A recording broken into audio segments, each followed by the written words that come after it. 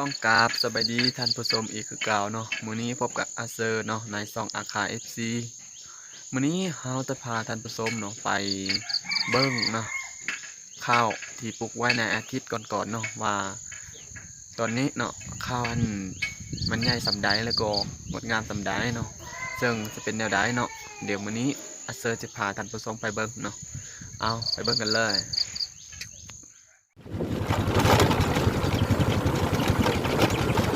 ตอนนี้ก็กำลังเดินทางเนาะขี่รถไป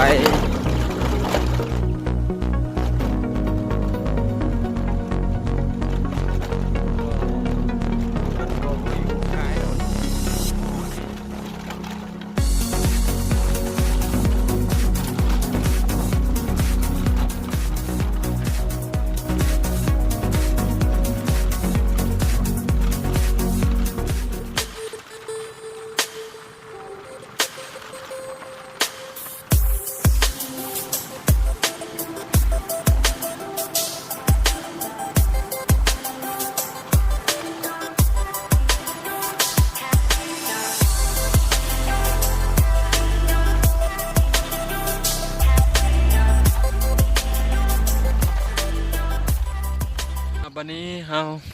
มาฮอดบอนขึ้นไปเนาะขึ้นไปอยู่หายเนาะก็เมื่อกี้ขี่รถมาเนาะแต่ว่าเดี๋ยวนี้มันขี่รถไปบ่ได้เนาะก็ต้องได้ย่างขึ้นไปเนาะโอ้แดดร้อนไกลท่านผู้ชมเอ้ยแดดร้อนหลายเนาะโอ้มื้อนี้อากาศร้อนหลายเนาะทุกคนเดี๋ยวนี้เรากำลัง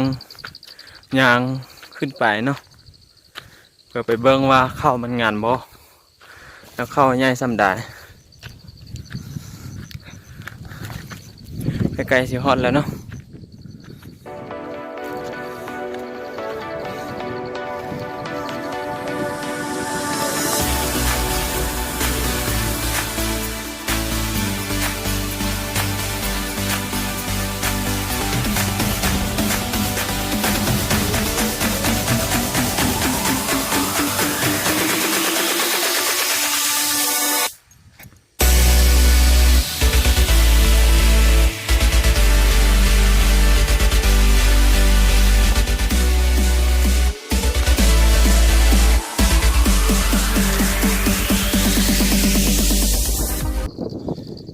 ฮอดแล้วเด้อนี่เนาะเป็นหายของข้าวเนาะเบิ่งข้าวออกแล้วเนาะข้าวนะมันก็บ่ใหญ่เนาะอากาศได้อาทิตย์ไป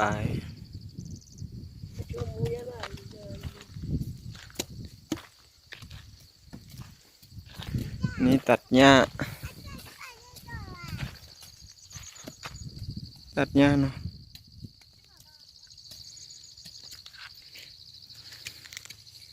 หญ้าความลาย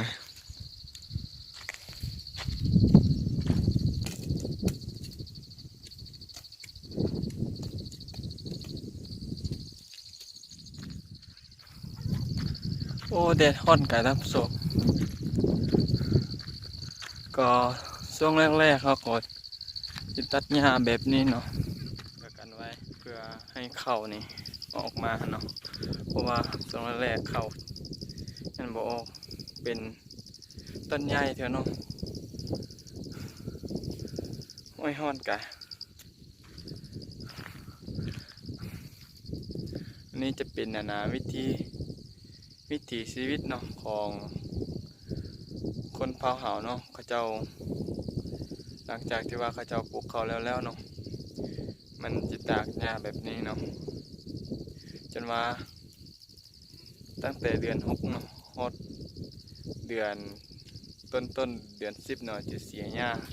เป็นปกติเนาะแล้วก็จะเก็บเกี่ยวตอนเดือน10นี่จะเป็นบรรยากาศเนาะหายของเขาเองเนาะวันนี้พาท่านผู้ชมมาเบิ่งว่าข้าวใหญ่ส่ำใดเนาะก็ยังน้อยอยู่ได้เนาะ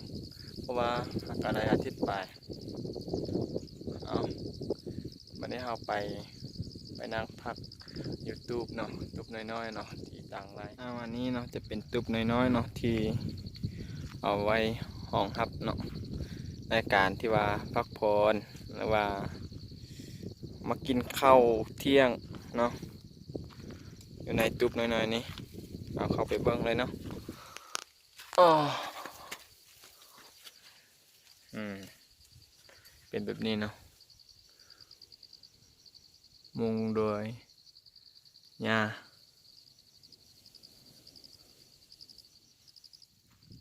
เป็นแบบนี้เนาะตั้งแต่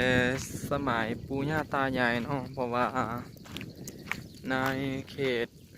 บ้านเฮาเนาะเพราะว่าอยู่ถึงงานภูสูงเนาะก็เลยว่าบ่ได้เฮ็ดนาเนาะเพราะว่าบ่มีน้ำเนาะก็เลยได้เฮ็ดให้